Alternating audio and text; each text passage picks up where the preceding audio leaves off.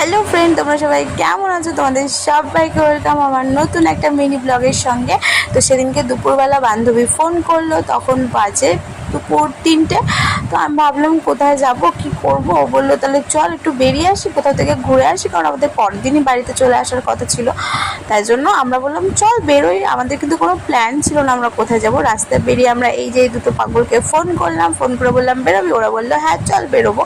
তারপরে আমরা সবাই মিলে প্ল্যান করলাম যে আমরা যাব তারাপুর কালোবস্তা। এই জায়গাটা কিন্তু প্রচণ্ড ভাইরাল হয়েছিল, তোমরা কে কতদূর জানো জানি না, বাট এটা আমাদের বিয়ের আগে থেকে আমরা এই জায়গাটা আসি। আমরা ফার্স্ট এসেছিলাম এখানে ফটোশ্যুট করতে। তোমরাও যদি কেউ আসতে চাও অবশ্যই আমি তোমাদেরকে অ্যাড্রেসটা বলে দেবো, তোমরা আমাকে কমেন্টে জানিও। জায়গাটা সিরিয়াসলি খুব সুন্দর ছিল, বাট এখন এখানে প্রচণ্ড পরিমাণে গাছপালা হয়ে গেছে। আর আমি ভিডিওটা একটু ফাস্ট করে দিয়েছি। এটা হচ্ছে আমার পাগল ফ্রেন্ডদের মধ্যে একজন রিয়া, আর এটা হচ্ছে সুমার। ভয়েসটাকে শুনে নাও। গঙ্গার ধারে যাও, এভাবে নাম্বার তাহলে সোজা গঙ্গায় পড়ে যাওয়া, তাই তো?